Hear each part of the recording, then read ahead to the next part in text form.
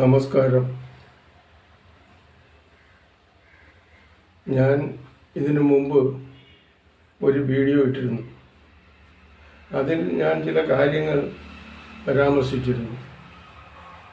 നമ്മുടെ നാടിനെക്കുറിച്ചും നമ്മെക്കുറിച്ചുമുള്ള കാര്യങ്ങളാണ് ആ വീഡിയോയിൽ പരാമർശിച്ചിരുന്നത്.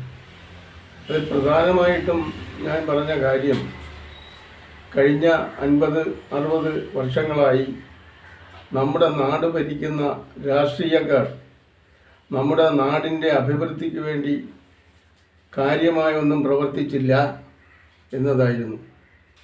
ഈ അഭിപ്രായത്തോട് വിയോജിക്കുന്ന പലരും ഉണ്ടാകും എന്നെനിക്കറിയാം. ഒന്നും അവർ പ്രവർത്തിച്ചില്ല എന്ന് പറയുമ്പോൾ അത് സാധാരണക്കാരായ നാട്ടുകാർക്ക് വേണ്ടി ഒന്നും ചെയ്തില്ല എന്നതാണ് ഞാൻ ഉദ്ദേശിച്ചത്. അവർ പലതും ചെയ്തു. അത് അവരുടെ പാർട്ടി വളർത്താനും അവരുടെ ആളുകളുടെ സാമ്പത്തിക വളർച്ചയ്ക്കും ഒക്കെ വേണ്ടി അവർ പലതും ചെയ്തിട്ടുണ്ട്. പക്ഷേ സാധാരണക്കാരായ നാട്ടുകാർക്ക് വേണ്ടി അവർ കാര്യമായിട്ടൊന്നും ചെയ്തില്ല. ഇതാണ് എൻ്റെ ആ വീഡിയോയിലെ പ്രധാന പരാമർശം. എന്നാൽ ഇന്ന് നമ്മുടെ നാട് വളരെയധികം മാറിയിട്ടുണ്ട്. സാമ്പത്തികമായിട്ടും സാമൂഹ്യമായിട്ടുമൊക്കെ വലിയ മാറ്റങ്ങൾ നമ്മുടെ നാട്ടിനുണ്ടായിട്ടുണ്ട്. അത് പിന്നെ എങ്ങനെ ഉണ്ടായി?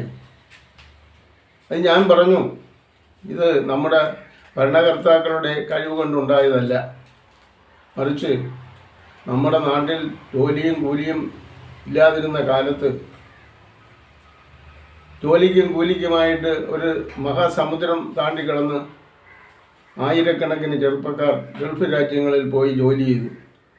അവർ ഉണ്ടാക്കി അയച്ച പണമാണ് നമ്മുടെ നാട്ടിൽ ഇന്ന് കാണുന്ന ഈ മാറ്റത്തിന് പ്രധാന കാരണം. ഇതിൽ ചെറിയ പങ്ക് മാത്രമേ നമ്മുടെ സർക്കാരുകൾക്കുള്ളൂ. അവരുണ്ടാക്കിയ ഈ മാറ്റം ഇന്ന് പല പ്രശ്നങ്ങൾക്കും കാരണമായിട്ടുണ്ട്. ഈ മാറ്റത്തിന് എതിരെ ചില നെഗറ്റീവ് ശക്തികൾ നമ്മുടെ നാട്ടിൽ ഇന്ന് പ്രവർത്തിക്കുന്നുണ്ട്. അതിൽ പ്രധാനമായിട്ട് അവർക്ക് തന്നെ, ഈ പണം ഉണ്ടാക്കിയവർക്ക് തന്നെ ദോഷകരമായിട്ടുള്ള സംഭവങ്ങളാണ് പലതും നമ്മുടെ നാട്ടിൽ അരങ്ങേറുന്നത്. ഈ കാര്യങ്ങളെക്കുറിച്ചും ഞാൻ സൂചിപ്പിച്ചിട്ടുണ്ട്. ഇതിലൊക്കെ പലതരത്തിലുള്ള അഭിപ്രായ ഭിന്നതകൾ പലർക്കും ഉണ്ടാകും, പ്രത്യേകിച്ച് ചെറുപ്പക്കാർക്ക്. എൻ്റെ പ്രായത്തിലൊക്കെ ഉള്ളവർ വളരെ കുറച്ചാണ്. അവർ ഈ കാര്യത്തിലൊന്നും കാര്യമായിട്ട് പ്രതികരിക്കുന്നില്ല. ഇന്ന് നമ്മുടെ നാട്ടിലെ കാര്യങ്ങൾ പരിഗണിക്കുന്നതും അതിലൊക്കെ പ്രതികരിക്കുന്നതും ചെറുപ്പക്കാരാണ്. അവർ പറയും, നാട്ടിൽ സ്വാഭാവികമായിട്ട് പല മാറ്റങ്ങളും ഉണ്ടാകും, അത് കാലത്തിൻ്റെ അനിവാര്യതയാണ്, അതാണ് ഇതാണെന്നൊക്കെ പറയും. പക്ഷെ എന്നെപ്പോലെ ഒരാൾ ഒരു 60-70 വർഷം ഈ നാട്ടിൽ ജീവിച്ച് പലതും അനുഭവിച്ച ഒരാളെന്നുള്ള നിലയിൽ ഞാൻ എൻ്റേതായ അഭിപ്രായങ്ങളാണ് പറഞ്ഞത്. അത് നിങ്ങൾക്ക് ഏത് വിലയ്ക്ക് വേണമെങ്കിലും എടുക്കാം.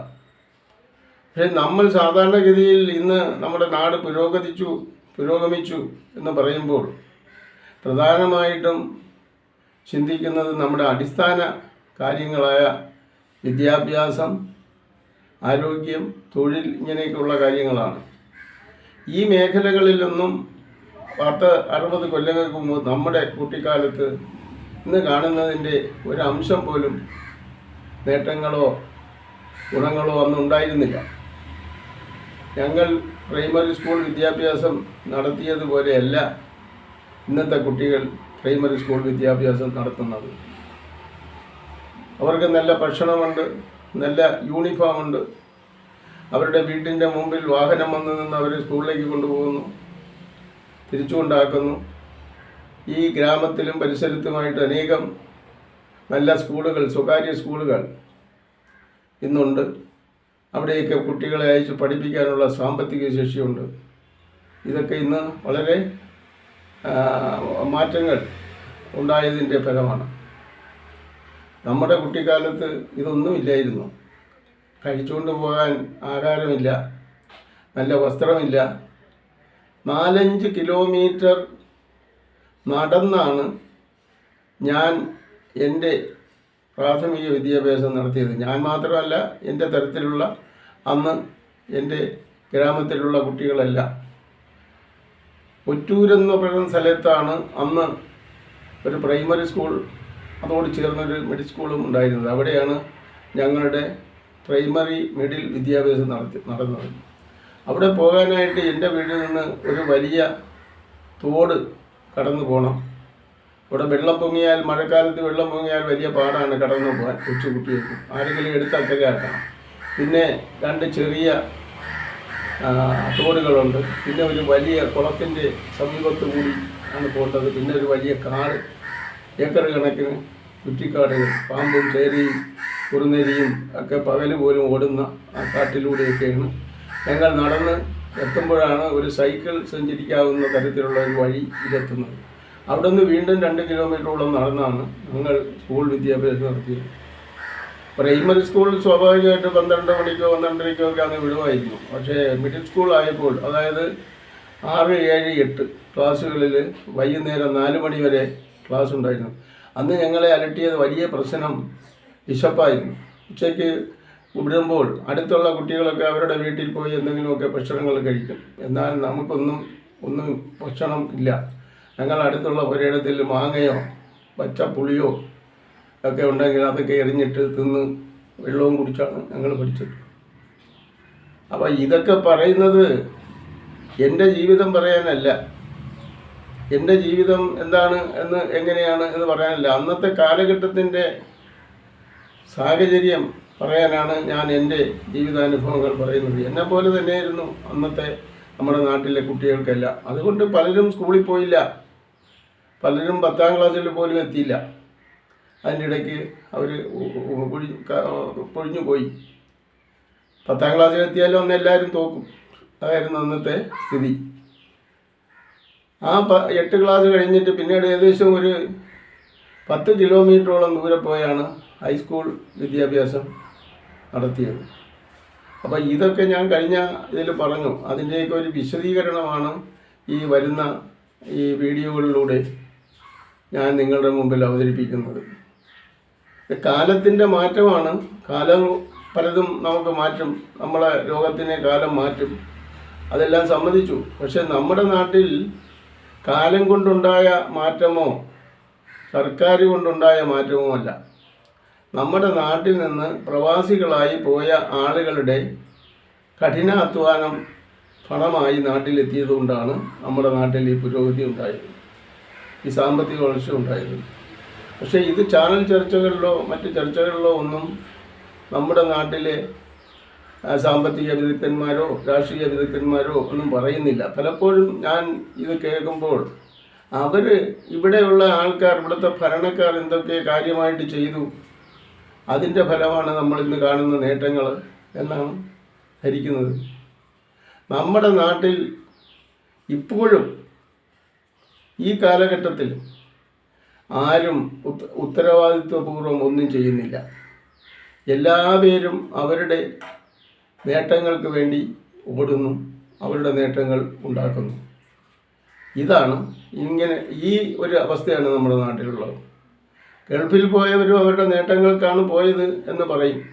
അതെ, അവരുടെ നേട്ടങ്ങൾക്കാണ്. അന്നിവിടെ ജോലിയോ കൂലിയോ ഒന്നുമില്ല. ഞാനും കുറേ വിദ്യാഭ്യാസമൊക്കെ കഴിഞ്ഞിട്ട് ജോലി തേടി നടന്ന ആളാണ്. ഞാനും ഒരു ഗൾഫ് രാജ്യത്ത് പോയി ഒരു വ്യാഴപട്ടം ജോലി ചെയ്ത ആളാണ്.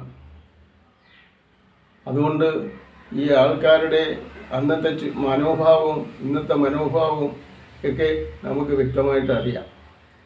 ഇന്ന് ഈ സാമ്പത്തിക വളർച്ച നമ്മുടെ പല കുടുംബങ്ങളിലെയും യുവതലമുറയെ വഴിതെറ്റിച്ചിരിക്കുകയാണ്. പലരും പല വഴിക്കാണ് സഞ്ചരിക്കുന്നത്. പലതരത്തിലുള്ള അനാശാസ്യ പ്രവണതകൾ നമ്മുടെ നാട്ടിൽ ഉണ്ടായിക്കൊണ്ടിരിക്കുകയാണ്.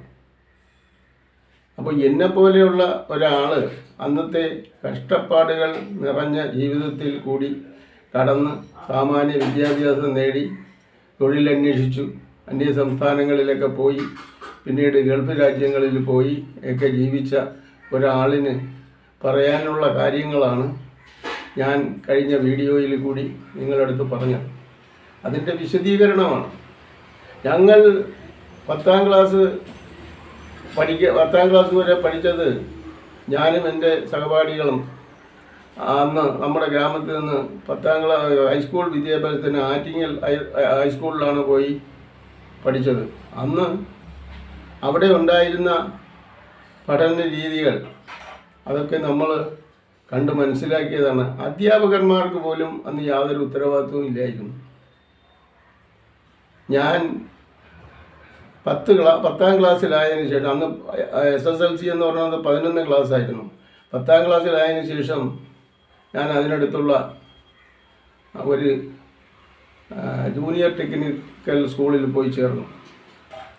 അവിടെ സ്വാഭാവികമായിട്ട് 60 കുട്ടികളെയാണ് ഒരു വർഷം എടുക്കുന്നത്. അതിൽ ആ വർഷം എന്നെയും അവിടെ എടുത്തു. ഞാൻ അവിടെ പഠിച്ചു. അന്ന് നമ്മൾ സാധാരണ സ്കൂളിലേക്കാൾ കുറേ കൂടുതൽ കാര്യങ്ങൾ അവിടെ പഠിക്കാനുണ്ട്. വർക്ക്ഷോപ്പ്, പ്രാക്ടിക്കൽ, പിന്നെ സാധാരണ SLC വരെയുള്ള സിലബസ് ഒക്കെ പഠിക്കണം. ഞങ്ങൾ അവിടെ ചെന്നപ്പോൾ കണക്കാണ് ഞങ്ങൾ ഏറ്റവും കൂടുതൽ എന്നെ അലട്ടിയത്. ഞങ്ങൾ പഠിച്ച സ്കൂളുകളിലൊന്നും വേണ്ടത്ര കണക്ക് പഠിപ്പിച്ചില്ല. ഞങ്ങളുടെ നാട്ടിലുള്ള ഒരു ടീച്ചറാണ് 9ാം ക്ലാസ്സിൽ ഹൈസ്കൂളിൽ കണക്ക് പഠിപ്പിക്കാൻ വന്നത്. അദ്ദേഹം ഞങ്ങളെ ഭീഷണിപ്പെടുത്തുകയും അടിക്കുകയും ഒക്കെ ചെയ്യുന്നതല്ലാതെ നമുക്ക് നാട്ടുകാരാണെന്നുള്ള പരിഗണന വെച്ചുകൊണ്ട് കണക്ക് പഠിപ്പിക്കാൻ അദ്ദേഹം താല്പര്യമൊന്നും കാണിച്ചിട്ടില്ല. നമ്മുടെ അധ്യാപകൻ എന്നുള്ള നിലയിൽ പിന്നീട് അദ്ദേഹത്തെ നമ്മൾ ബഹുമാനിക്കാനൊക്കെ തുടങ്ങിയെങ്കിലും അദ്ദേഹം ഞങ്ങളോട് ആ ഒരു കൃപ കാണിച്ചില്ല. പക്ഷേ ഞാൻ പോയി ചേർന്ന ഈ ടെക്നിക്കൽ സ്കൂളിൽ അന്ന് കണക്കും ശാസ്ത്ര വിഷയങ്ങളും പഠിപ്പിക്കുന്ന ഒരു അധ്യാപകനുണ്ടായിരുന്നു. അദ്ദേഹം നെയ്യാറ്റിൻകര ഭാഗത്ത് ഉള്ള ഒരാളായിരുന്നു. ക്രിസ്റ്റഫർ എന്നായിരുന്നു അദ്ദേഹത്തിൻ്റെ പേര്. അദ്ദേഹത്തിൻ്റെ പഠിപ്പിക്കുന്ന രീതി കാരണം ഞാൻ